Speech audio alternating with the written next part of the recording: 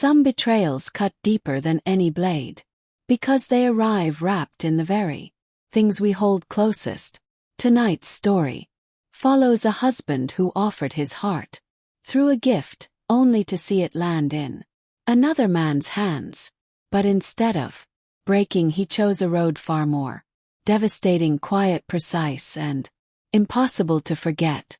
This is a tale of love grown cold, trust destroyed, and a decision that left no room for mercy. Welcome to Breakup Cheater, where every account opens a window into the shadowed corners of human hearts. Here trust snaps under pressure, love bends into betrayal, and ordinary lives twist into unforgettable chaos. Each story is meant to grip you, haunt you, and make you wonder, how well do we really know the ones we love? If you crave stories of heartache, treachery, and the crushing weight of secrets, you're in the right place. Subscribe, sit back, and let the night begin. I never thought the sound of crinkled wrapping paper could make my chest collapse, but that's exactly what I felt the night I discovered my wife, Claire, had given the gift I chose, our anniversary gift, to another man. It wasn't cheap. It wasn't careless. I had spent weeks searching for that antique watch, a 1960s piece with delicate engravings inside the band. Forever intertwined. That phrase once meant something. I remember her expression when I placed the box on the kitchen counter 3 weeks early, too eager to wait for you, I said, smiling, trying to recapture the spark lost between long hours, tired nights, and her growing distance. She opened it, her lips curling, like she was surprised, maybe even. "It's beautiful, Mark," she whispered, so thoughtful. But now, sitting in my car outside a downtown cafe, I watched through the rain-specked glass as she slid that same box across the table to another man, mid-30s, sharp. That smug posture I've come to loathe. He opened it, smirked slowly, then kissed her hand as she let him. Didn't storm inside. Didn't make a scene. Not yet. I drove home in silence, hands locked on the steering wheel, vows echoing in my head through thick and thin. For better or worse, I waited for her return, for her lies, for her to dig the grave she didn't know she was already in. She came home 2 hours later, damp from the rain, offering me a small smile like I was furniture she'd outgrown but hadn't thrown away. "Sorry.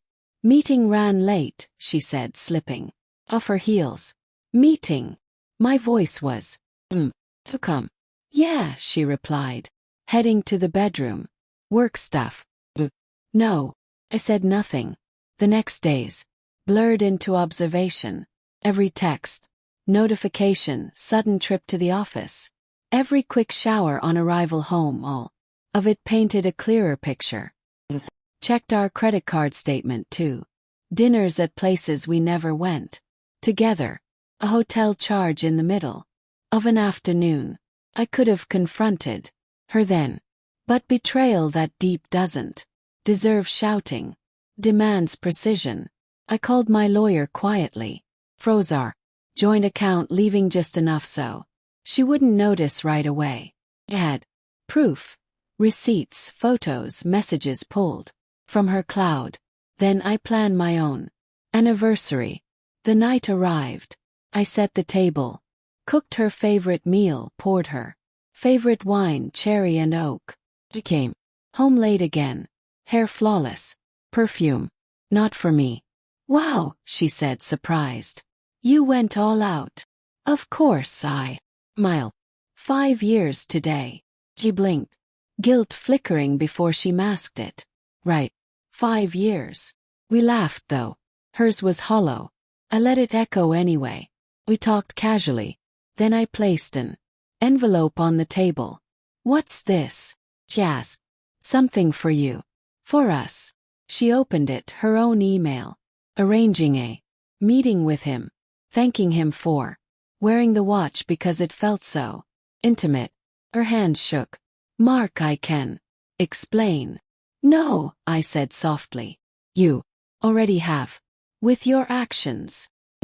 Looked trapped, darting toward the door. Then back to the paper. I didn't mean to hurt you. But you did, I said. Not just with the affair.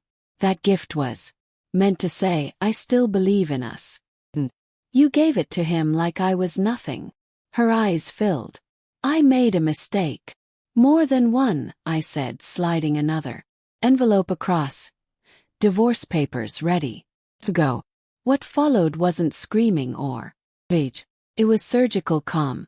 Had loved her deeply. But in that moment I felt something colder. Resolve. She begged.